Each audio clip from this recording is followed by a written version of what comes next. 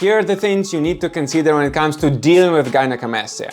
First things first, before you commit to anything and any solution, you need to exhaust your natural possibilities, right? Which is improving your lifestyle, your nutrition, your diet, your gym, working out, maybe cold plunges, sleeping early, waking up early at the same time, not messing up with your hormonal balance due to bad sleep or alcohol or some other things. And so definitely after you exhaust that and after you've studied the heck out of what it is, the gynecomastia, what are the types of it, what's your situation, go talk to a physician, go talk to endocrinologist, not to the surgeon yet, to physician and endocrinologist, and then also do your blood work. Understand your baseline. What about your testosterone? What if you have too high of estrogen and prolactin, the female hormones, in relation to testosterone? So do keep those things in mind and make sure you understand what's your baseline. Then the number 2 tip would be, you need to understand that if you're really young, like way before even 18, I don't think it's a good idea to do a surgery, because you might have a situation in which your gyno comes back. You don't want that. Whether you will do drugs or meaning you will try medication, drugs, or the surgery, right? No matter what the solution is. In fact, I would encourage you to wait until maybe even 21, if not 25. I know you want to have great chest aesthetics earlier in life, because that's when you will go, figure out the girlfriends and the beaches and showing off your body. Maybe you're super muscular, maybe you want to become stronger, and you're going to the gym, maybe you're even competing. I get those things, but listen, rushing in with this is not a good idea. You don't want to make it worse. So keep that in mind. Age matters. In fact, it might go away by itself. Your hormonal balance might be fixed. In fact, I would even encourage you, first fix your hormones, do the lifestyle thing, understand your baseline, and wait for several years. And then when you're like 22, 23, you will start looking like, okay, nothing works. I've tried everything, the natural, and it still doesn't work. Okay, then it's time for you to start maybe considering surgery as an option. The number 3 aspect, it would be price. It is pricey.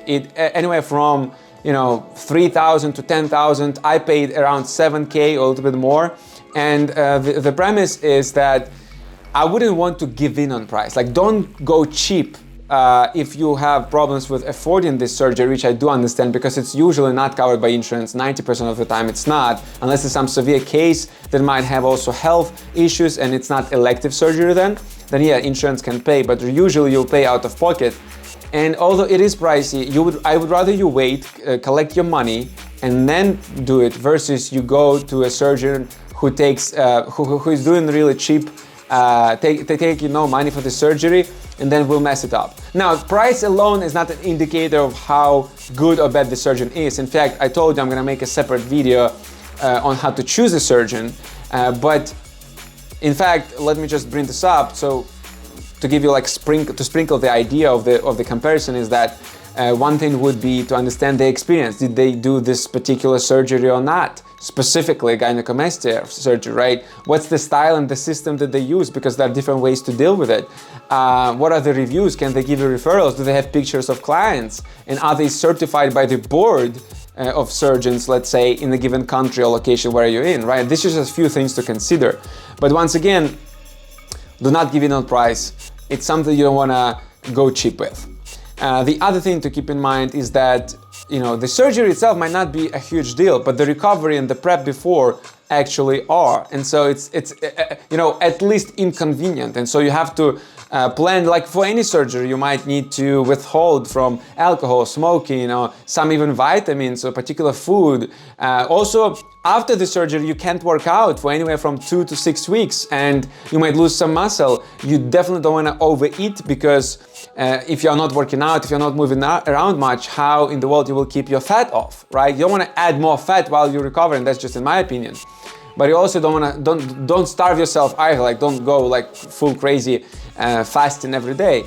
You need to have nutrition so that you recover really well. You have to get nutrients and vitamins and all that. But I'm just telling you, keep those things in mind. The recovery itself might take from 6 to 12 months, if not more. And everybody has different scenarios in different cases, different body. Somebody have a different level of complexity with a given surgery or recovery itself. And just be patient. Speaking of patience, as I told you before, it's not gonna be perfect. And even right now, although I am satisfied, it's not perfect. I don't like it to the fullest, as I wish it could be even better as a natural look, but hell, I don't have the natural look that I wanted, hence I improved it through the surgery.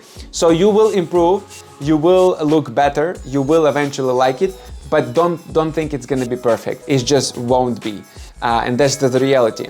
You have to understand those things. The final is, what's your why? Whom are you making it for? You, or some bullies or disrespectful people, or somebody at school, university, or your even your spouse if you're like in later years, maybe you're already married. But the premise is, no matter who is it, whether it's a person you love or person you have bad relationship with, the premise is do not do it for their for validating their opinion about you. It's all about your own self-improvement, aesthetically, physically, performance, everything. You have to understand you're not doing it to just look good, but it's also just another step in the bigger picture direction of you being more masculine, stronger, smarter, all of the other aspects I would encourage you to be focused on as somebody who really enjoys improving on the journey to becoming a well-rounded man. And so keep these things in mind. You're doing it for you at the end of the day. And that's the only real motivation or reasoning behind why you want to do this should be, in my opinion. So if you stumbled upon me for the first time, you just wanted to try to figure out the gynecomastia thing, put your comments in the comment section. I would love to be helpful. I would love to give you some advice and direction. Let's be open about it. This is not a big deal. We shouldn't be like shy and avoid this. So. And also, do give it a shot and subscribe to my channel. I speak about different issues from, more of a macro culture, religion, politics to vlog and travel to basically tips and tricks as to how to be excellent in a given area. And that's just my own journey as well to be more versatile, something I wish you as well. So please do give it a like, give it a subscribe, and I hope to see you in the next couple of videos. Once again, be patient. It's all going to be all right. Keep your head high and hopefully you will get there just as I did. Thank you so much.